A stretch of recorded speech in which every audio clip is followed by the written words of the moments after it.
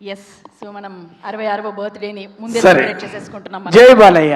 Yes జై బాలయ్య. ప్రపంచవ్యాప్తంగా ముందు పండుగ జరుపుకుందామని చెప్పి వచ్చిన ప్రేక్షక అభిమానులకు అందరికీ బాలయ్య బాబు గారి తరఫున స్పెషల్గా నేను వెల్కమ్ చెప్తూ ఐ లవ్ యూ ఆల్ జై బాలయ్య.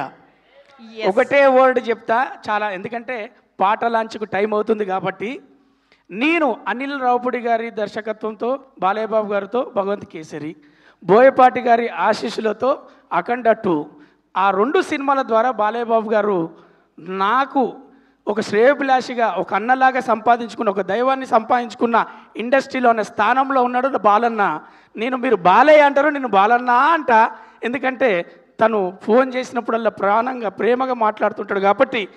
తన పరిచయంలో మీరందరూ సింహం అంటారు, పులి అంటారు, ఇంకొకటి అంటారు. కానీ నేను ఒకటే పోలుస్తున్నా, ఇది ప్రపంచవ్యాప్తంగా ఉన్న బాలయ్య బాబు అభిమానులకు, తెలుగు వారందరికీ మన బాలయ్య బాబు ఒక ప్రకృతి లాంటోడు.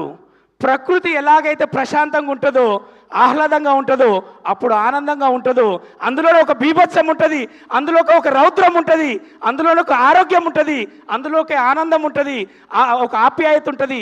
ప్రకృతిని చూస్తే, ప్రకృతిని ఆస్వాదిస్తే, ప్రకృతిని ఆస్వాదించే వాళ్ళందరూ కూడా బాలయ్య బాబు గారిని కూడా అలాగే నేను ప్రకృతిగా పోల్చుకొని ఆయనను ఆస్వాదిస్తున్నా, ఆయనతో అనుబంధం పెంచుకున్నా, ఆయనతో నేను ట్రావెల్ అవుతున్నా.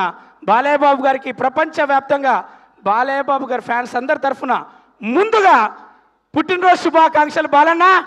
మీరు ఇలాగే ఆరోగ్యంగా, ఆనందంగా మీరు రంజింపజేస్తూ మా మధ్యలోనే మాతో పాటే నిండు నూరేళ్ళు చల్లగా ఉండాలి, ఆనందంగా ఉండాలి మనస్ఫూర్తిగా కోరుకుంటూ చాలా చాలా థ్యాంక్స్. ఇంతకన్నా ఎక్కువ మాట్లాడను.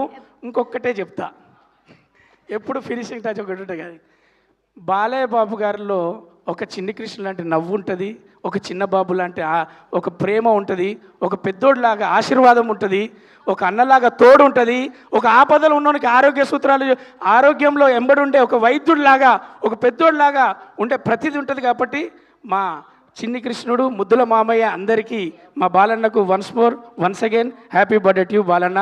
Love you, thank you so much.